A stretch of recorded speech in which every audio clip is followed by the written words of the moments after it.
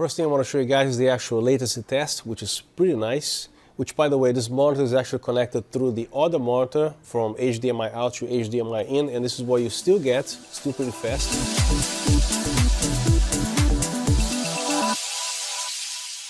What's up, everybody? Thanks so much for being here. Today I'm actually very excited to introduce you guys this Osee monitors. This particular monitor is the G7, and they also make the T7. And a quick disclaimer, they sent me this out for me to test it out. I don't get paid to say anything here. This video is not sponsored by Osee, and all my words and opinions, they are my own. If you guys want to know all the technical specifications, item by item, I'm actually going to be leaving a little chart here. You can actually pause the screen to look at the stuff. But primarily, this is a 7-inch monitor, resolution from 1920 by 1200, 8-bit panel, has a brightness of 3000 nits, and also the contrast ratio is 1200 to 1 native. One thing that I love about this monitor is that it features a 160-degree viewing angle, which means when you actually record something, maybe your client wants to review and probably 2, 3, 4 people here try to see the monitor, you can actually view all the way from there. You see that? You can see everything, and not only from the sides, you can actually have the same thing by looking up or down.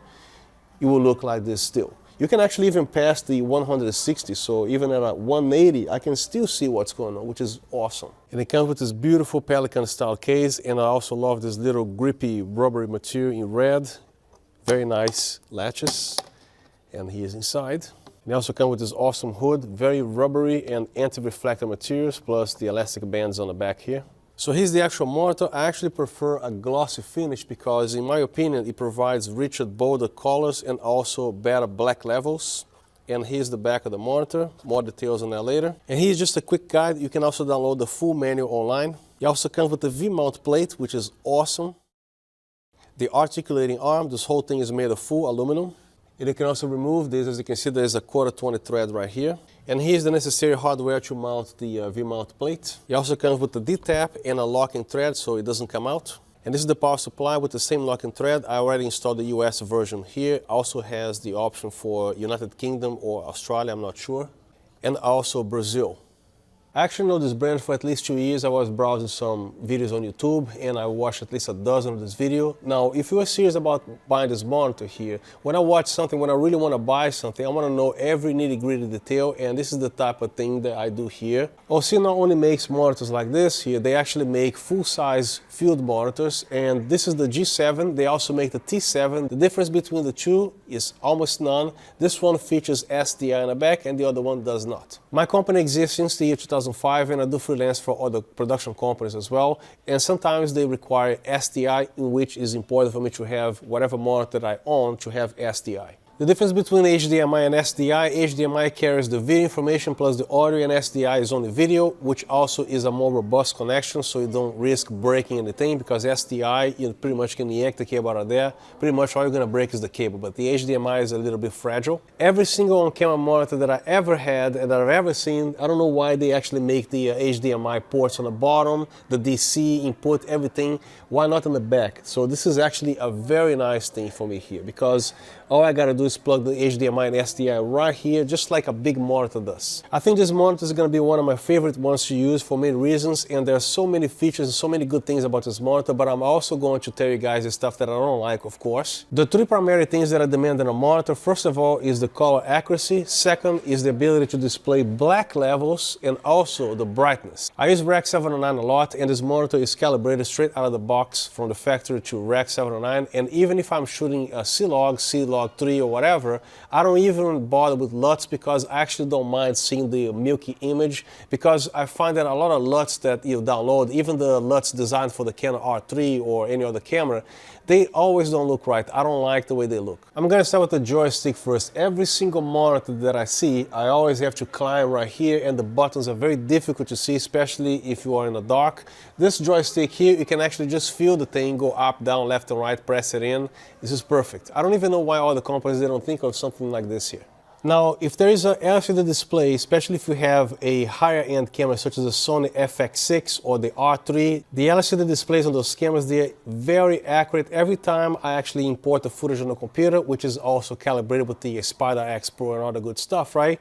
The same exact color that I see on my monitor, the same exact color that I see on the LCD there. So I trust primarily the actual built-in LCD on the cameras. But I know on this monitor, even though the colors are amazing and the calibration is pretty nice, I still see that I'm slightly warmer than I should be, which, by the way, I'm going to show you guys later on system settings. There are some limitations here, which I believe firmware upgrade will take care of that. So when you try to color correct the monitor manually, there are some limitations. Now, regarding the construction of the monitor, this whole thing is made of polycarbonate plastic, but inside is a metal chassis, which means all the quarter 20 threads you see on the bottom and on the top, it's not going to break off because it's actually made of metal, and the threads are actually very deep. So this included arm that comes with this unit here, which is very nice. The actual threads, they are like, this long here, and it fits perfectly right here. So pretty much anything quarter 20 that you want to use this monitor, it's never going to be too shallow. It's going to be fitting perfectly right here. Another thing that I love about this monitor is the ability to power in several ways. For example, they actually come supplied with the D-tap/DC barrel, which is also threaded, which means it's not going to come out.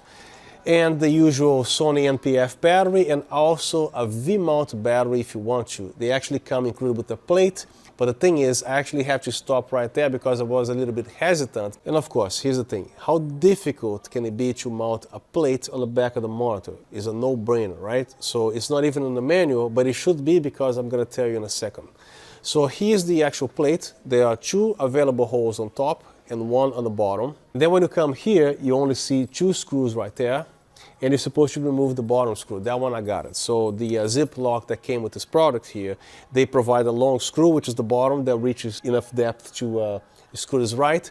And the other 2 go where? Because the thing is, what makes the manufacturer decide that it is cool to put 2 decorative pieces right here? Because you cannot tell if there is an actual thread here or not. Because the last thing that I want to do on a brand new monitor that I just unpacked is to use a utility blade to actually poke the sealant out of here. What if that wasn't the thing? I'm just saying, they should never block these holes. So they should leave it open. Why would they block it? Because I didn't want to damage the monitor, okay? So I guess you probably would think the same way. But again, go ahead and get your utility blade, make a little scratch on your back of the monitor, but you have to remove this in order to install this V-mount battery. And the primary way I'm going to be powering this monitor is with the V-mount battery, so I actually flick the power switch on and don't worry about time. But according to all the YouTube creators, they actually let us know that you can actually enjoy at least 3 hours with this monitor cranked up to the full 3000 nits of brightness. I'm yet about to find out. I have the NP970 battery, and the cool thing about this battery has a built-in little LCD. You pay a couple bucks extra, but it's always good to have. And here's the back of the monitor. Here's your power supply jack from 11 volts to 17 volts, and also 2 SDIs in and out and 2 HDMIs in and out. And just so you know, you cannot cross-convert HDMI with SDI, so whatever you have here, keep it over here, and HDMI, keep it as HDMI only. I also love the fact that they put an old school analog power on and off power switch right here, because what happens is when you actually switch it off, if you have a battery connected here, it's not going to drain the battery. A lot of monitors, they have the moment power switch or whatever it is, the press and hold kind of deal. It will eventually drain the battery slowly, but it will. And of course, here's your battery slot right there, which features a lock, which means the battery is not going anywhere. So you press this button, the battery is out. So if I want to go outdoors, I would actually crank it up to the whole 3000 nits. But for in-studio purposes, I actually have this thing set all the way down to 0, because I don't need anything brighter than 0 right here, because everything is dim and nice, right? So to give you guys an idea what 3000 nits are, this is the iPhone 13 Pro Max cranked up to 1000 nits. I can see everything outside on a sunniest day, and this is actually 3 times this brightness. The G7 was released around January 2021, and currently there's no speaker here. Maybe the older ones, they have a speaker, but they decided to remove the speaker for some reason. On the left side of the monitor, there's a SD card for firmware upgrade. If you have the G7, you have to email the manufacturer to send you the latest firmware. The newer monitors that they make, you can actually update without having them email you anything. And the SD card is also, if you want to install some LUTs on the card, this will actually take care of that too. On the right side of the monitor is your headphone jack and also an accessory such as a remote. I don't know what it looks like. I wish I had it here to show you guys. So they include this flex arm, which is pretty cool, especially if you're using this on a gimbal or a rig of some sort. But to mount the actual monitor on camera, I prefer to have this thing as low profile as possible, such as the other bottom part that comes with this unit here. So if you use this monitor But this here, you only have pretty much like a half an inch or 3/4 of an inch of height, because right now I'm actually looking straight at the monitor, not at the lens, and it looks like I'm looking right at you guys, right? So keep the monitor as low profile as possible, and then you can actually do the same thing I'm doing right here. Another one that's a small rig in the Godot cell. This is something awesome for your monitor, because not only you can actually tilt back and forth, you can actually do sideways 360 as well. So you can actually pan the monitor. There's no tightening to do. Another thing that would be super cool if they actually made those L brackets like the ones you find with the Godot series monitors or the Field World monitors, is a L bracket, which means there's no tightening to do. You just tilt the monitor without adjusting with those little ball mounts, because I found that to be a pain in the ass. Every time you move the monitor, you gotta untighten and tighten the thing. It's a huge pain in the ass. And these things also do not feature any sort of tightening. If they do come loose here occasionally, all you have to do is to have a hex tool right here, tighten a little bit, and there you go. So here's the whole flex arm. Another cool thing to do is to remove the bottom part. It exposes a 1/4 thread. And then you mount it right on a light stand this way. Or just mount the monitor straight down without any of this here. Now this hood is really nice, and this is one of the things that you actually pay a couple bucks for, because those Field World monitors is just like a little plasticky hood. This one here, the material is absolutely amazing. It's like a very rubberized type of feel. And it also has these elastic bands which easily attaches in the back of the monitor. Nothing plasticky to actually scratch the monitor. That's a plus to me as well. In most situations outside, you don't even need a hood, but here's the hood. I have a 28-inch field monitor that it is super bright. I don't know if it is 3000 nits, but I can see everything outside even without the hood. But as far as on-camera monitors go, I never had a 3000 nit on-camera monitor before, so this is actually awesome to have. Now let's talk about pricing, what you get out of this monitor. Before, it used to be on the upper $700. Now you can actually buy for $499, which is technically $500 US, right? So I'm actually on B&H right now and look at some monitors, and of course you have the small HD ones on a $1,600 price range, 7-inch, we'll get to that later. Let's see something else here. This TV Logic, which is probably a brand that most people are not familiar with. Let's see what you get for almost 2,000 bucks. And let's see what the specification says here. I believe it's 1800, something like that. Yes, 1800 nits, as you can see right here. And this is 3000 nits and 7 inches, 7 inches. And then they actually have some other specifications here, the bit depth, 10 bit, and HDR none, BNC, HDMI, a bunch of things here. They have SDI, still the same 1080p, 60 frames, SDI 1080p. I don't see 4K SDI either here on this $1,700-$1,900 monitor. Let's see what Small HD has. Small HD, 1,600 bucks, 7-inch monitor.